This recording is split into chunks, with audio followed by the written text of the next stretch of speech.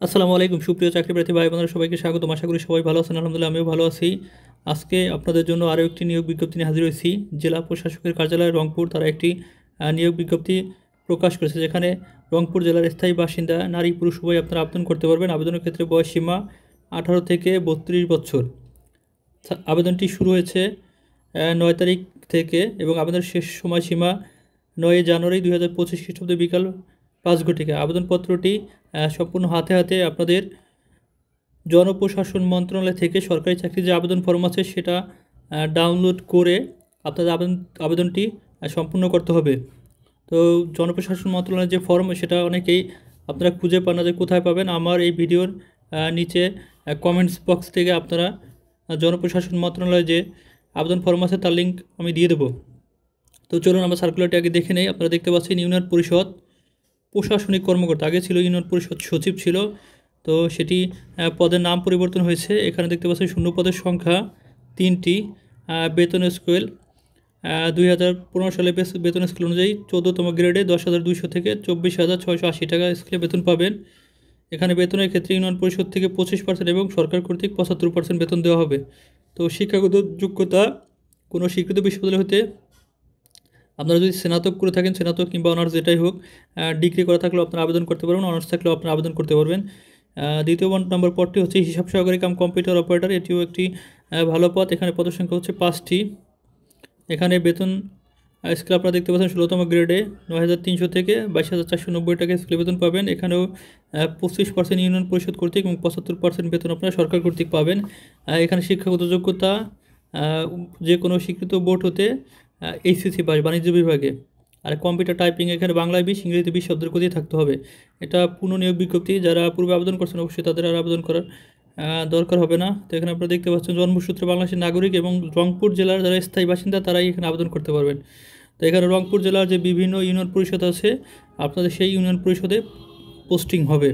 তো এখানে দেখতে পাচ্ছেন আবেদন ফর্মের সাথে কী কী চাওয়া হয়েছে। আপনাদেরকে নির্ধারিত আবেদন ফর্মটি ওয়েবসাইট হতে ডাউনলোড করে স্বহস্তে পূরণ করে ফর্মে নির্ধারিত স্থানে তারিখ সহ প্রার্থীকে স্বাক্ষর করতে হবে। অবশ্যই আপনারা যে জনপ্রশাসন মন্ত্রণালয় থেকে যে ফর্মটি মানে ফর্মটি পাঠাবেন সেই ফর্মে অবশ্যই আপনারা তারিখ সহকারে আপনারা সিগনেচার দিবেন। এছাড়া আবেদন ফর্ম আপনারা চাইলে স্থানীয় সরকার শাখা থেকে তাদের অফিস থেকে আপনারা আবেদন ফর্মটি সংগ্রহ করতে পারবেন। তো এখানে পাঠাইতে হবে জেলা প্রশাসক সভাপতি বাছাই কমিটি রংপুরকে সম্বোধন করে হচ্ছে আপনাদের আবেদনপত্রটি লিখতে হবে। জেলা প্রশাসক ও সভাপতি জেলা বাছাই কমিটি রংপুরকে সম্বোধন করে আবেদনপত্র লিখতে হবে। আবেদনপত্রে খামের উপরে মোটা অক্ষরে আপনারা পদের নাম লিখবেন। যদি কারো কোটা থাকে তো কোটার নামটি উল্লেখ করবেন এবং বাম পাশে আবেদনকারী পূর্ণ ঠিকানা উল্লেখ করতে হবে। যে আবেদনপত্রে পাঠাবে সেখানে হচ্ছে আপনার ঠিকানাটা দিয়ে দেবেন। যার বরাবর পাঠাবেন তারটা দিবেন ডানে এবং আপনার ঠিকানা দিবেন হচ্ছে বামে। আবেদনপত্রের সাথে নিম্নবর্ণিত কাগজপত্র সংযুক্ত করতে হবে। এখানে দেখতে পাচ্ছেন আপনার আবেদনপত্রের সাথে নির্ধারিত স্থানে সদ্য তোলা 3 কপি আপনার পাসপোর্ট সাইজের ছবি অ্যাটাচ করে দিবেন।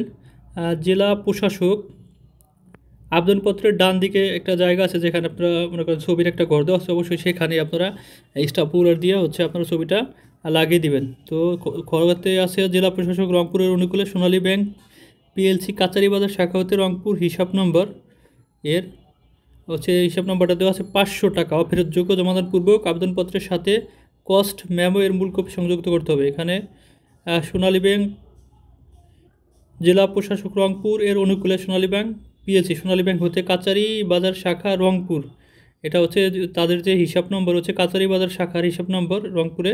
তো সেটার অনুকূলে হচ্ছে 500 টাকার আপনারা পাঠিয়ে দেবেন এবং কস্ট মেমো এর মূল কপি হচ্ছে আবেদনপত্রের সাথে সংযুক্ত করবেন। নির্ভুল ঠিকানায় প্রবেশপত্র, মানে আপনার ঠিকানা যেন নির্ভুলভাবে প্রবেশপত্র যায় সেজন্য আপনারা একটি অপভৃত হচ্ছে মানে পোস্ট অফিসে যে ডাক খাম সেই খাম এবং 10 টাকার অবহিত ডাক টিকিট যেটা ব্যবহার করেন নাই সেটা সহকারে খামের হচ্ছে এখানে মাপ দিয়েছে 10/4 ইঞ্চি। এটা হচ্ছে 9.5 4.5 হয়ে এমন হয়ে থাকে, সমস্যা নেই। তো দাখিল করতে হবে আবেদনপত্রের সাথে খাম দাখিল করতে হবে, যেটা বলে দেওয়া আছে। খাম আবেদনপত্রের সাথে দাখিল করতে হবে। লিখিত পরীক্ষায় উত্তীর্ণ প্রার্থীদের মৌখিক পরীক্ষার সময় নিম্নবর্ণিত কাগজপত্রের মূল কপি উপস্থাপন করতে হবে। তো আবেদনপত্র যারা আপনারা হচ্ছে লিখিত পরীক্ষা করতে নেবে তাদের মূল যে কাগজপত্র লাগবে সেই কাগজপত্রের কথা এখনই বলে দেওয়া আছে। সিটি কর্পোরেশন প্রশাসক, কাউন্সিলর, পৌরসভার প্রশাসক, কাউন্সিলর, ইউনিয়ন পরিষদের প্রশাসক, চেয়ারম্যান, প্যানেল চেয়ারম্যান কর্তৃক প্রদত্ত নাগরিকত্ব সনদ লাগবে, জাতীয় পরিচয়পত্র এবং জন্ম নিবন্ধন সনদ লাগবে, শিক্ষাগত যোগ্যতার প্রমাণক স্বরূপ সকল মূল ও সাময়িক সনদপত্র, প্রথম শ্রেণীর গেজেটেড কর্মকর্তা কর্তৃক প্রদত্ত চারিত্রিক সনদপত্র লাগবে।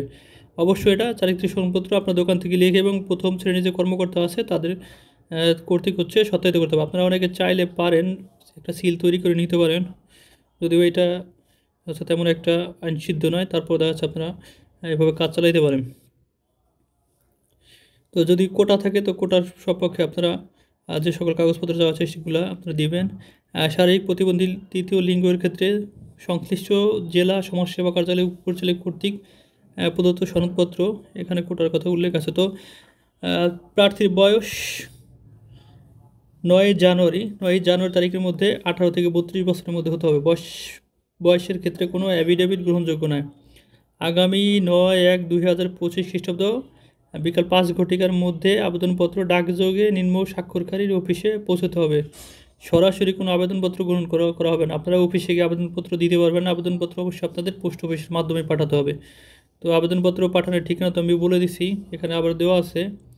জেলা প্রশাসক রংপুর, জেলা প্রশাসকের কার্যালয় রংপুর, এই নিম্ন স্বাক্ষরকারী মোহাম্মদ রবিউল ফয়সাল, জেলা প্রশাসক রংপুর। এই ঠিকানা হচ্ছে আপনাদের চিঠিটা পাঠাতে হবে।